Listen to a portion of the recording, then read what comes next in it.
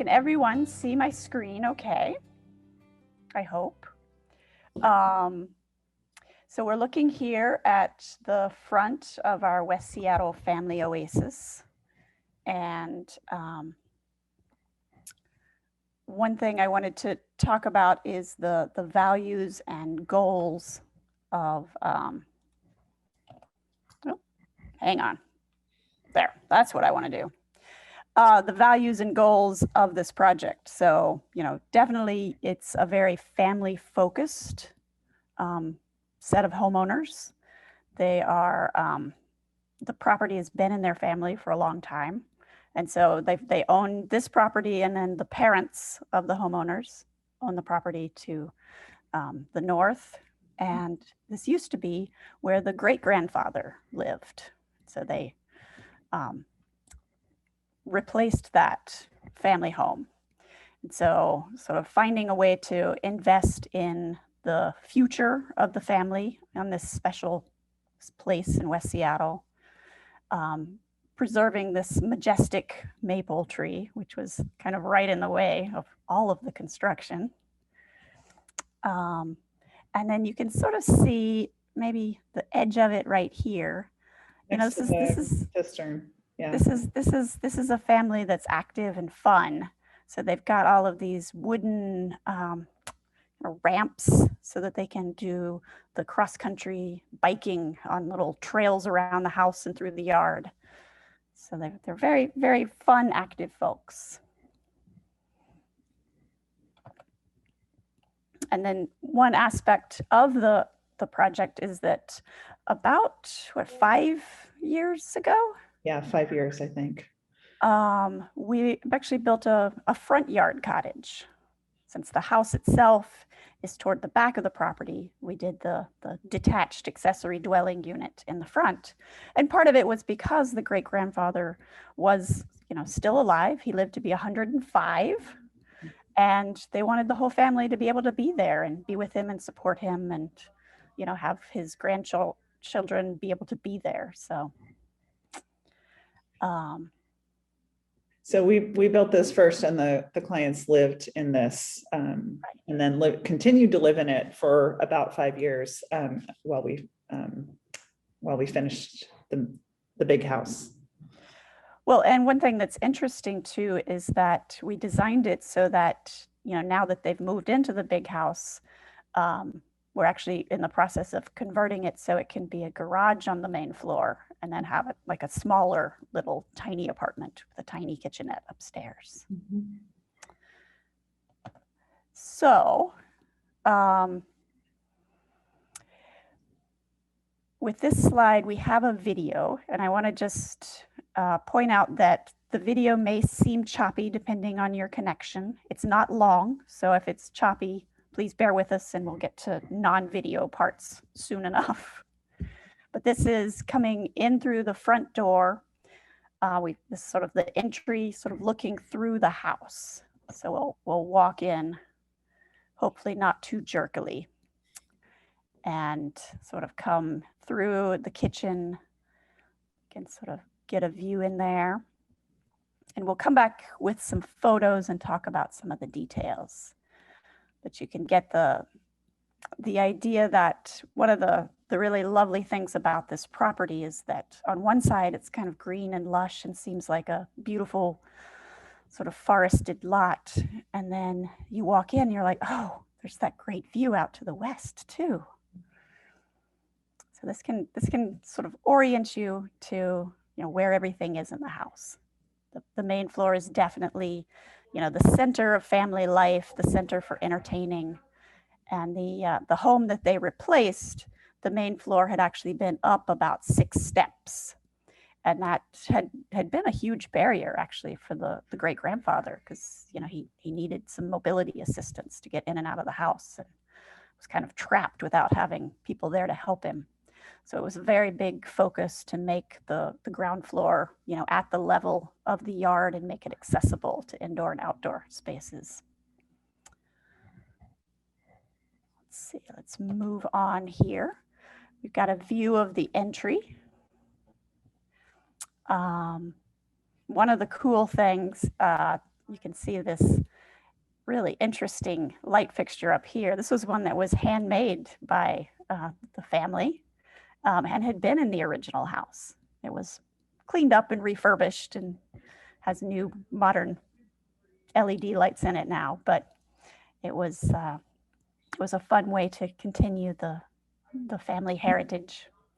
And then we can see also here, we'll see more of this, but these built-in benches and cabinets were made from some rustic salvaged wood that was quite a process for being able to preserve the rustic patina, but then also make it, clean and sanitary. And not splintery. Not splintery. Yeah.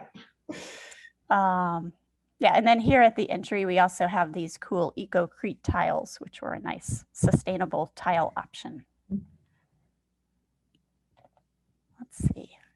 So one big design factor that we worked with was that the family very much, when they moved out of the tiny cottage, wanted to get kittens. So they ended up getting them a little early because the pandemic and everyone gets kittens. But you can see these are, such lovely, fluffy beasts who are really enjoying the new house.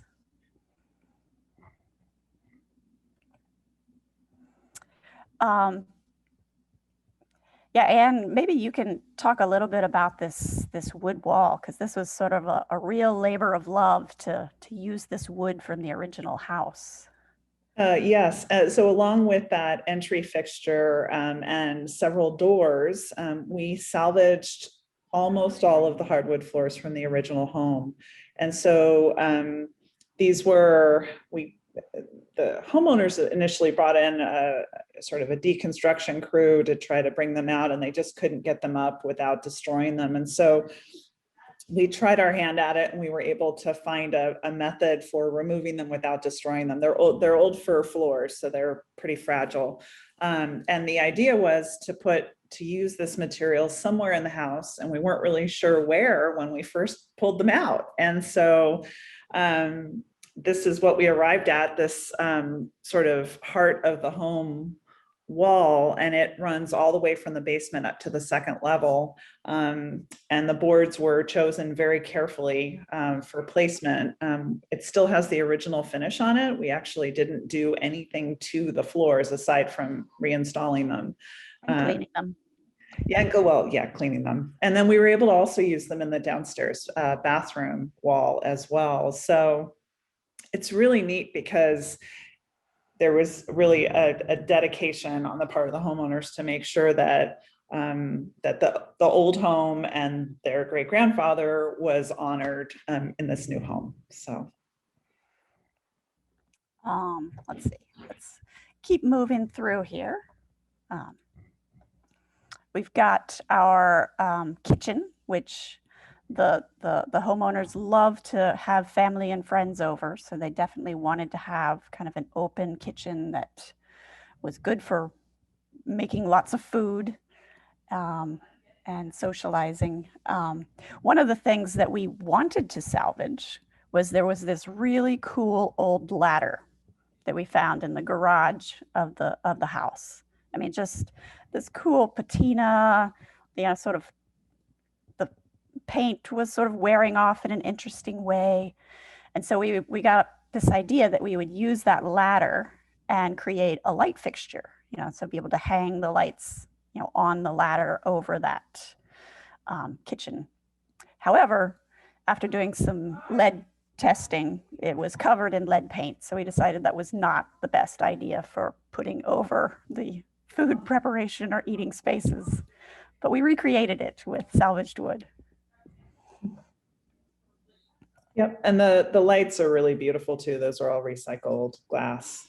Yeah, it's bicycle glass makes these fixtures from recycled glass, and they're a really lovely way to. There's several different styles, and it's a cool company.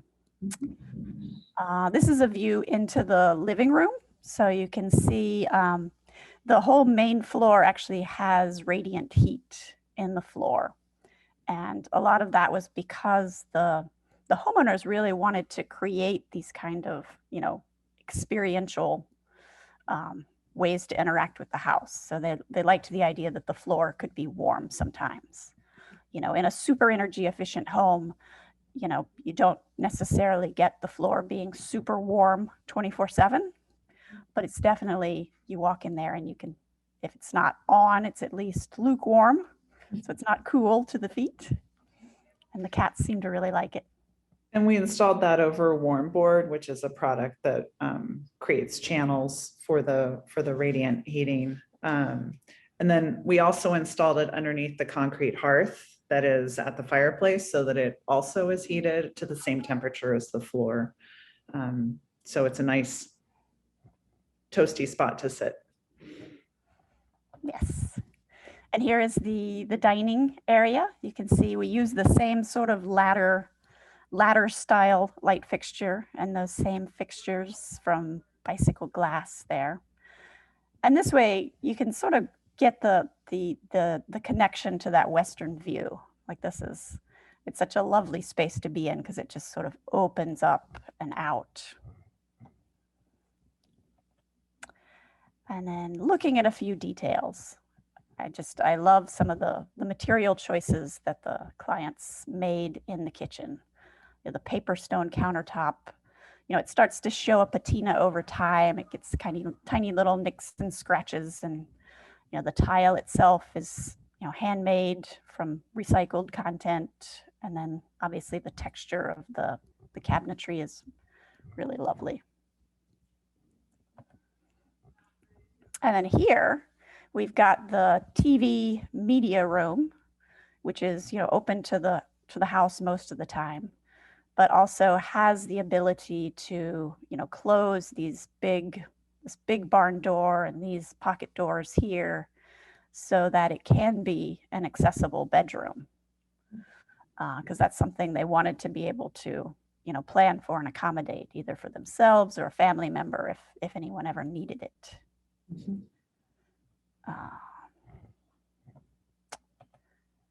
And then this is the accessible bathroom that's there. Right now it does not have the grab bars installed, but it's easy to convert if anyone ever does need those in the future. It's got a roll-in shower, and even this cabinet here, you can take those doors off and it'll become a cabinet you can roll under to access the sink there. I think we're about to move into some during construction shots. Is there anything you want to mention before we get to that, Anne? I don't think so. Does anybody have any immediate questions? If you feel more comfortable, feel free sending questions in chat as well. We're happy to. I see something from Richard in chat about asking about windows and doors. Yeah, so these windows were made by Milgard. It's actually a line that they're not offering at the moment. It's the Milgard Essence, but they're fiberglass. And then in this version, they actually had wood on the interior. So it's kind of a way to get a nice combo. I'm not sure why Milgard isn't offering it right now. I hope they bring it back because I think it's a nice way to get the beauty of wood and the energy efficiency of fiberglass. Let's see, let's move in. This is just so you know, it didn't just magically appear. Anne can speak more about some of the challenges of construction, but I'll point out, you can see the warm board if you want to see what's under the marmoleum here. Yeah, the warm board needed to go down before we framed the main floor walls. So, and you can see there's a steel at that big opening with the ladders. That's a steel moment frame. We also needed to do some pin piles because we were really close to the edge of the bluff there in Seaview in West Seattle. So, and you can also see the beams up there draped with this orange material. That was because they all are visible and we needed to protect them while we were building the house so that they wouldn't, get a lot of staining from rain. So yeah, it was a really fun house to build. So it's And somewhat there's, challenging. yeah, yeah. There was also, we just have another question in chat right now. What are the dimensions needed for a roll-in shower? Pri, can you address that? Well, there are a few different styles. And some of it depends on if you have different needs, whether you are physically able, if you're in a wheelchair, physically able to transfer yourself, a smaller shower will work. What we planned for was what's known as an assisted transfer shower. So there's actually enough space to have someone get in there and move someone from their wheelchair to a seat in the shower. And that's about the size of a bathtub. So like a 3x5 would give you enough, 3 feet by 5 feet would give you enough space. But there's some smaller versions that you can do. The main thing is just being able to accommodate the ability to transfer from a wheelchair into the shower. And for a truly accessible bathroom, you would have it even bigger so that somebody in a wheelchair could really wheel all the way around. Right. And there's specific dimensions. And I think they're pretty accessible on the internet if you search for that. Yeah, the main thing is, if you get a wheelchair through the door, to be able to turn around and get out. Yeah. So you can either design for sort of like a T shape to get in and turn around like that, or if you have a 5-foot diameter circle, that will give most wheelchairs a way to turn around. Yeah. So next, we have a little bit of the wood floor shots coming up. So you can see one of the challenges of using salvage materials is you have to save it and store it, and clean it and figure out how to install it. And the floor is different widths. What are we going to do about that? Oh, it's got all sorts of different patinas on it. What are we going to do about that? Let's see. Oh, and this is a view of the exterior before the siding goes on, and it shows you some of the sort of the smart wall systems that were installed. So you can see up at the very top, this is nice because it's got sort of the whole process starting from the top down. Up here, you can see the Gutex wood fiberboard insulation panels. And then over that, we have this Vapor Smart membrane. And then over that, we have our ventilated cavity. So these furring strips go between the membrane and the siding, so that there's a little bit of an air gap, so that if any water gets in through the siding, or if the wall, has any moisture in it, there is a way for it to dry out, which is a great thing to do in this climate, particularly if you're using the fiber cement, the Hardy plank or the Hardy panel, or other companies make products like that too. It's not as breathable as the old wood siding used to be. So it's good to put that in. Marie, we have a question about whether the radiant floor heat is hot water or electric, and that's a great question. We actually ended up doing an electric boiler for it. We looked into, we actually were looking into an air to water heat pump to heat it, and our installer felt like the BTUs required for the house, we couldn't get the required BTUs out of a heat pump style heater. And so it was a very clear goal of our clients to not use fossil fuels, to only use electric. So we opted for an electric boiler for that. Let me know if you have any follow-up questions on that. All right, so we're about to move out of the geeky building pictures into more pictures of the interior. So if you have any more geeky building questions, feel free to put them in the chat and we'll get to them. So we're going to go up to the upstairs. And one of the things that is just lovely about this, this salvaged wood wall, is that we do have the lighting that's recessed at each of the stair treads, which is beautiful. Anne can probably tell you that it was not actually a totally easy installation. Yeah, it was complicated because we had to get the wiring just in the right place. Then we had to put the treads in, and then we couldn't really hook it up until everything was in place. And so we had to leave the sheetrock on the other side of the wall open. So it was a multi-part process. You can imagine with all of these, the sheetrock and then the wood wall, and then all of these interactions of all of these parts. It was one of the most complicated stair installations we've ever done. But you can see it turned out really beautifully, so it was worth it. That was beautifully executed. You Yeah. see the lovely way the wood has, been carefully installed around each and every tread. It's a beautiful, beautiful piece of work. And we also, we spent a lot of time choosing the right color temperature for those and the right profile for those LED lights. There's an excellent company locally that does, that allows you to really customize your LED strip lights. It's called Northwest LED, and their products are really great. Yeah, it's a great choice. So we've come up those beautiful lighted stairs, and we're upstairs, and we have a short video, which if it's jerky, it's short. So we'll be back to photos soon. So we're gonna walk in. There's one bedroom over to the right. And then this is sort of a library. Library.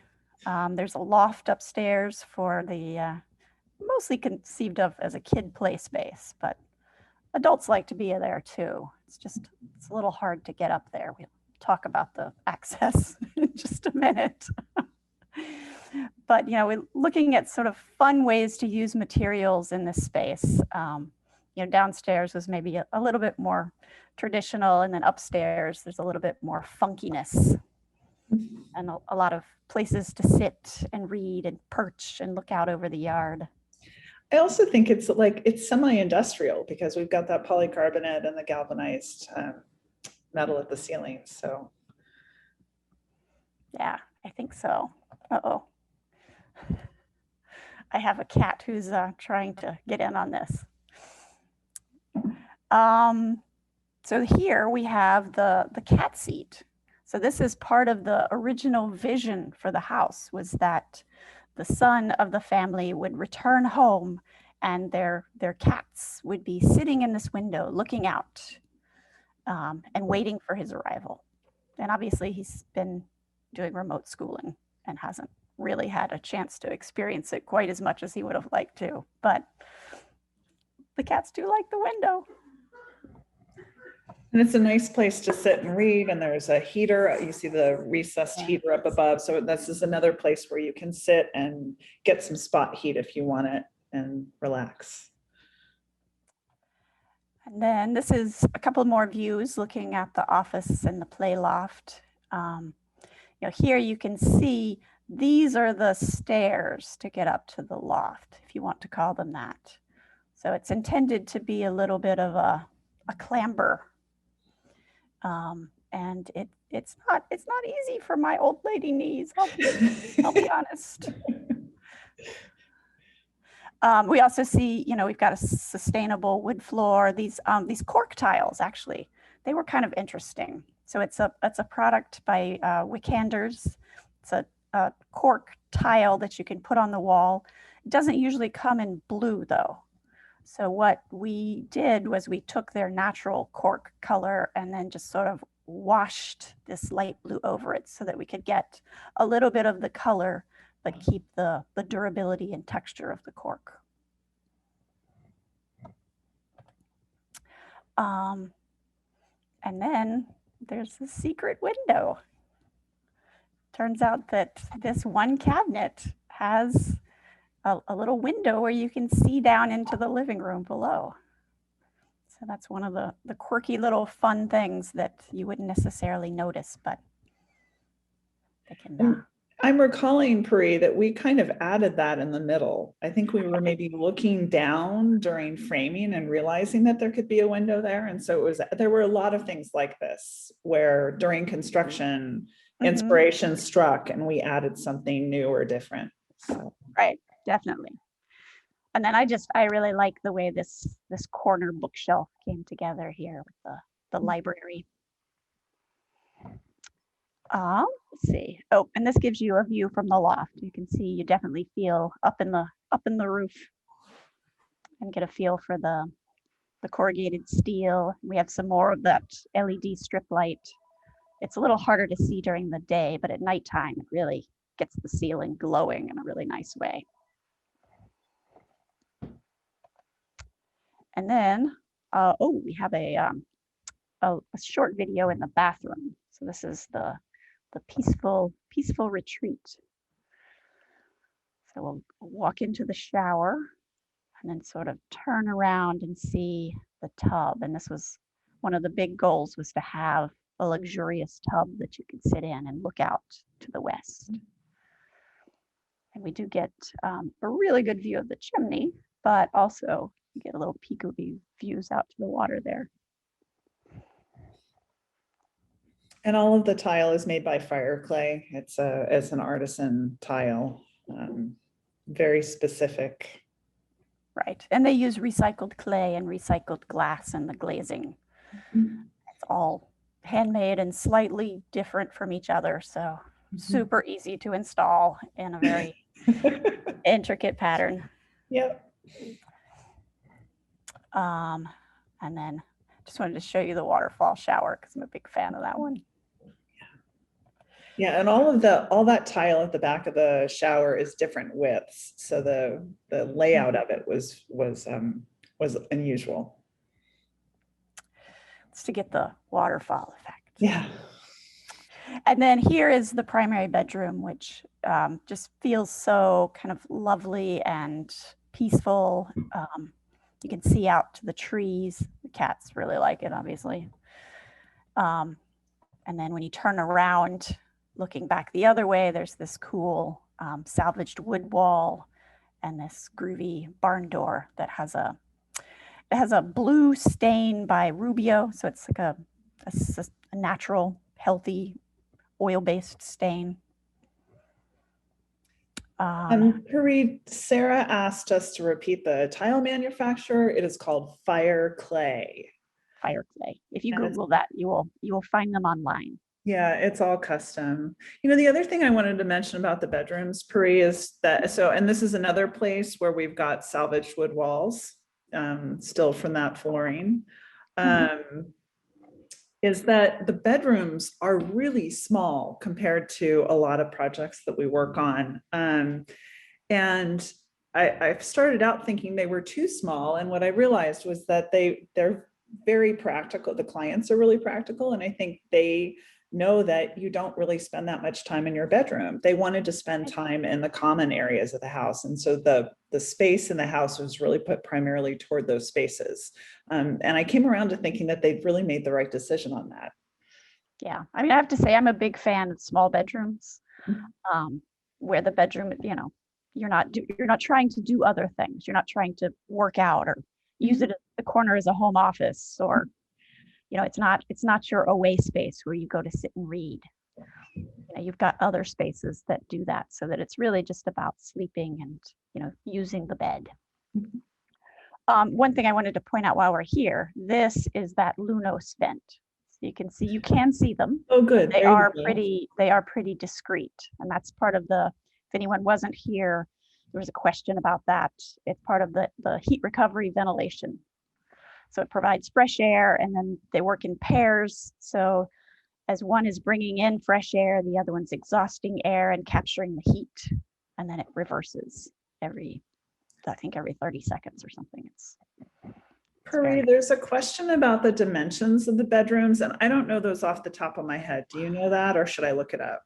I'm not 100% sure, but I think that, you know, this primary bedroom is probably 12 feet wide. So that's about the width that you would want, sort of minimum, to be able to accommodate up to a king size bed. And then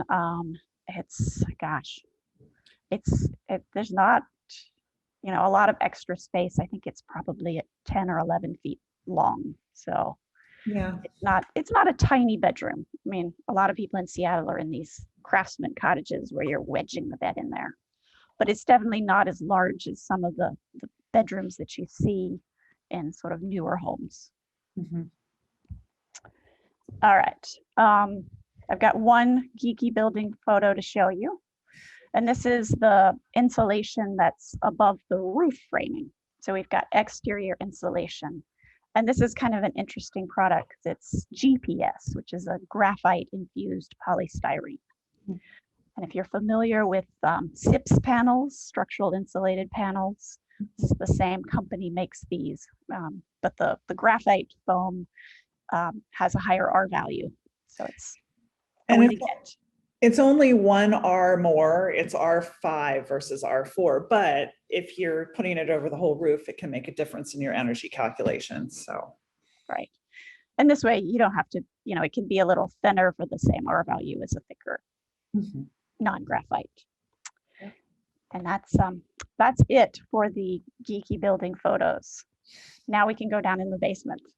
I've got a video walking down there. So we come back down to the main floor. This is sort of right by the entry. And then we're going to head into the basement. So we'll go down the stairs. And past the wood wall on the left. See the wood wall there. And then this basement is very much about having a space for movement and meditation. So there's all sorts of equipment opportunities on the left. And then there are huge Lego, crazy about Legos. So this is not even, they've moved in fairly recently. There's much more Legos to be built and used in this space, but it's already a lot, right? We'll turn back, you get a little peekaboo view into the bathroom there. And then one of the nice things is this is almost entirely underground, right? They're very, very few of the walls are even above ground at all. But we do have this kind of lovely sunken patio that you can look out and still get a sense of being connected to the water out there. And then here is more views of that movement and meditation space. So it's got these cool wall anchors. It's like a yoga wall system. So you've got these sort of cool little clips you can clip in there, and so you could hang from it. You could pull things, and then same with these hooks up here. You could also, this gives you a good view of that radiant ceiling panel that we're using at the basement. They're called Ducoterra. Ducoterra. And then, I have to give you a good shot of Lego Town. And then the goal for this basement was to have sort of a spa style bathroom. So this is sort of the guest area down here. So no one is anticipated to be staying here for a long time. So it's sort of, you can be pretty minimal with cabinetry.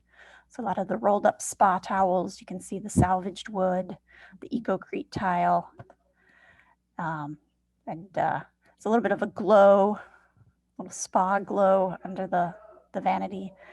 And then just that fire clay tile is, even just this simple installation is so pretty. And then the kitty seems to be interested in this.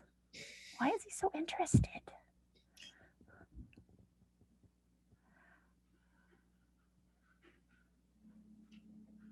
What could it be? Oh, look, it's not just a bookshelf. It's the door to the storage room. And this was a really fun thing to work on as well, because it was entirely custom, and trying to figure out how to construct it so that it functioned well, with weight on it. And we're still doing some final tweaks on this to make sure that it functions exactly the way that it wants to. This was not off the shelf. So yeah, we're still working on the latch. So how to make the latch work well so the cats can't figure it out. Because the cats want to get into everything. They're really smart cats too. Yeah. All right. And I just will show you those stairs. I think the stairs down to the basement I like maybe even more than the ones up to the main floor, because the risers are covered in this blue marmoleum, a natural linoleum, and it just gives them this sort of glowing blue. But the basement didn't just appear. There was a lot. Hey, Priya, should we ask if anybody has any questions about that last sort of run of photos? Does anybody? Sure. Yeah. I haven't seen anything in chat, but. Yeah, please. I know people are coming in and out, so please feel free to ask questions, either unmute yourself and ask or put them in the chat. So we're gonna start talking a little bit about all the things that went into the basement. I don't know, Anne, do you wanna tell the story of that? Yeah, I'm happy to. So we removed the existing house and we knew that there was an oil tank, and we have done a lot of removal of oil tanks over the years and never ever had a single leak out of one of them. And this was unfortunately the exception. So we had to do substantial amounts of excavation to remove the contaminated soil. But what was interesting about it is once we had done all of that digging and removed all of that soil, we realized that we had already done excavation enough that we could expand some of the space in the basement. The original intention was that the basement would be smaller. And so we took advantage of that space to expand the foundation. And then the other thing that we did is we were concerned about any kind of lingering possibility of fumes from the oil. And so created an under slab vent system to collect anything that might perk up from the soil in the way of vapor, to direct that away from the foundation. Right, that's what this mysterious pipe is here. So there's actually ventilated tubes under there, just in case. Yeah. I mean, we realized that it was probably not necessary, but since we were wanting to build this house for the future generations, make sure that it was going to be safe and healthy. Yeah. And then we did extensive waterproofing and insulation on the exterior of the foundation, plus drainage mats. So there were a lot of layers to the foundation. And also, you can see how the drainage mat works here because it had sort of peeled away a little bit. It's got a landscape fabric on the outside and then a spacer area. So any water that comes in contact with the foundation wall can drain down to the drainage system. And then obviously the interior walls are also wood stud filled with insulation as well. So it's got good solid walls with insulation here. And then as we move out of the basement, we can look at the exterior a little bit. This is looking at the sunken patio.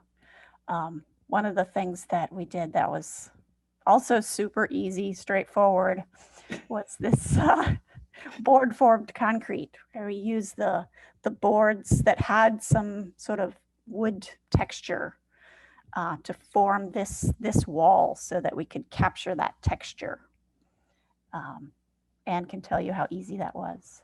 Well, it actually wasn't super hard. It's just time consuming to put all of those boards on the inside of the forms before you pour. And then obviously you have to account for the thickness of it so that you end up with the correct thickness of wall. But they liked it so much on the sunken patio when we did it, that when they added some concrete planters at the entrance of the house, we did it there as well. So we were actually able to reuse those boards that we had used in the first place, which was really nice. I just think it turned out really lovely because, it's not just this sort of flat concrete wall. It gives it this really nice organic feel. Let's see, and then we'll look back towards the back of the house. So this is the house that looks out west. So you can see there's a lot of windows. So it has this shade trellis here that's covered with the twin wall polycarbonate. It's like a greenhouse type plastic that kind of provides a diffuse light through there. And we use that same material upstairs on the second level at the Right. attic level to allow light into those areas. Right. And so we have here, there's also on the property, there's a really large bioretention planter. So all of the water from the roof, goes through the downspouts and then is sent here before any overflow is sent to the city stormwater system. In some places, you would be able to keep all of the stormwater on site, but being at the top of the steep hill, the city and the geotechnical engineer said, no, please don't keep it It here. can go somewhere else. But the bioretention planter at least allows some of it to be sort of infiltrated into the soil and, with the plants. And then, keeping that aesthetic, this, rain chains and sort of also on the north side of the house, there are plans to have a really big rainwater cistern. It's not installed yet, but that's in the works. Mhm. And then a couple more views as things are starting to grow in. And wanted to show you the porch because Ventana just did such a lovely job with the installation of the cedar around the porch. We have some cool salvaged wood at the ceiling of the porch. Mhm.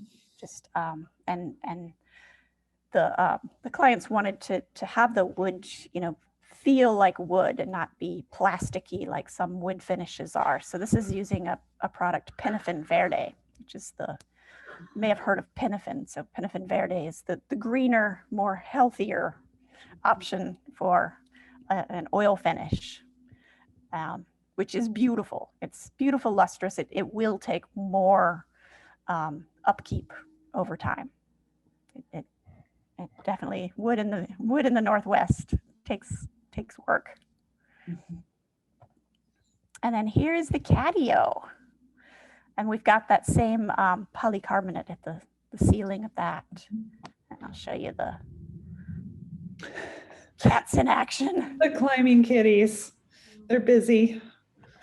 And there's a little cat door you can see down there toward the right that allows them to go in and out of there through the house. Oh yeah, right They're here. really nice, secure spot for them. Yeah.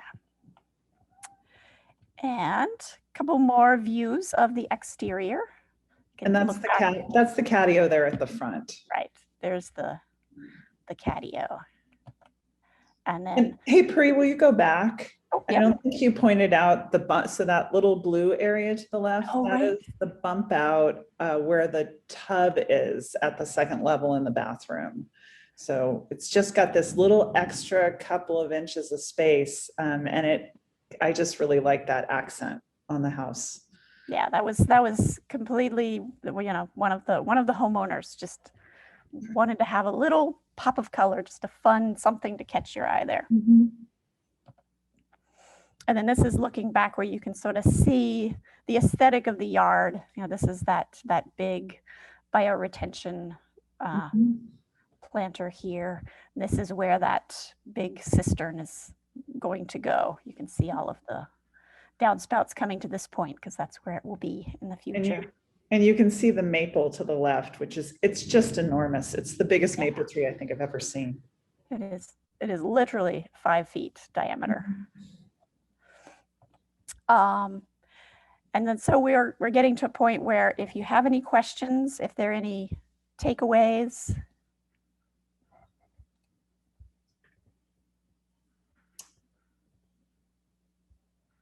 Thanks for your comment, Richard. Richard just said, excellent presentation of a characterful home. So thank you for that.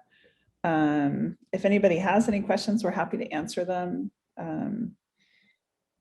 This was a really fun project for us to build with clients who were really focused on having a home for a lifetime home where the materials would be good for the earth and good for them and have longevity. And they were so thoughtful about the whole thing. It was really lovely. Sarah has a question. Can you talk about your strategy for interior vapor control? Puri, can you talk about that a little bit? Can you hear me okay? My screen is frozen up a little bit. I can hear you fine. Okay. Yes, so what we have then in this house is, the wood stud wall has on the interior the Intello Vapor Smart membrane, and then on the exterior also another Vapor Smart membrane, and a whole lot of really sort of careful air sealing and taping and all, so that this Vapor Smart membranes are designed such that they can We breathe. they can breathe. Yeah. Yeah, and we had to be really careful too to not use a standard primer or vapor barrier as part of the priming that we did on the sheetrock, because that would have actually created a vapor barrier rather than one that would breathe. So, and then, the Lunos fans also help bring fresh air in and out. So it does take some vapor out of the house. It also has the potential to bring a little bit in, I think. So, right. Hope that answers your question on that. And someone just asked if we could repeat what we did to help with drying out the exterior when using Hardy. Pri, do you want to handle that, or do you want me to talk about it a little bit? Just that I think they're asking about the layers of right. what we have on the outside and how that worked.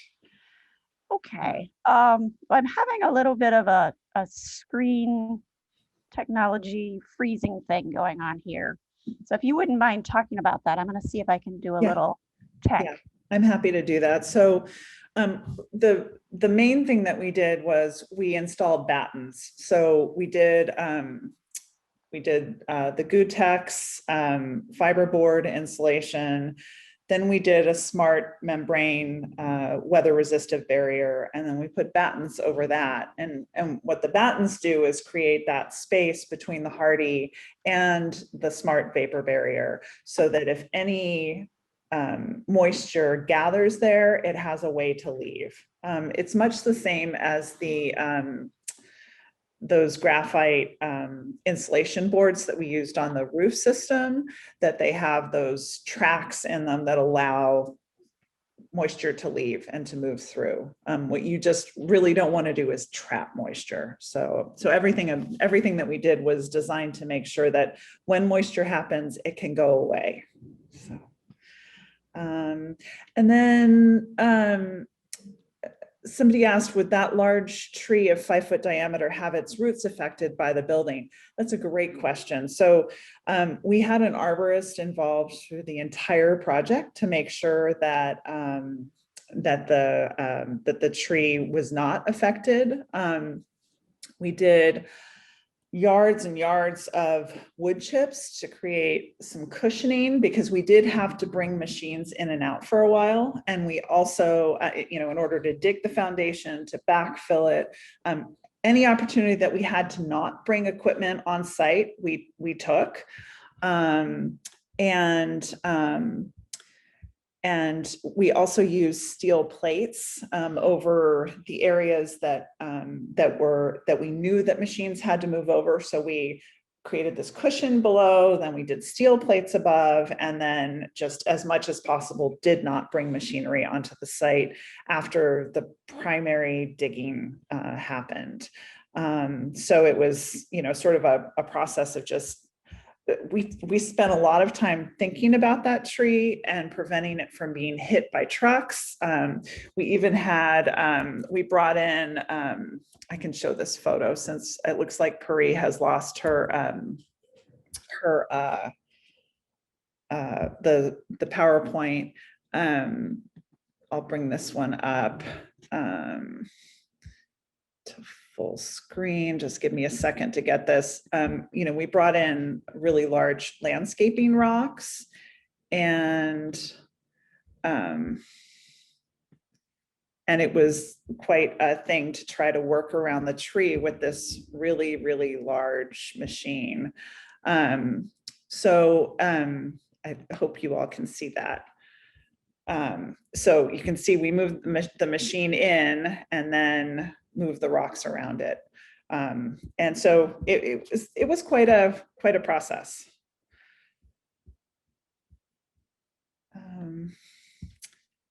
But it was also super high priority for the clients to make sure that the tree was not damaged. Any other questions from anybody?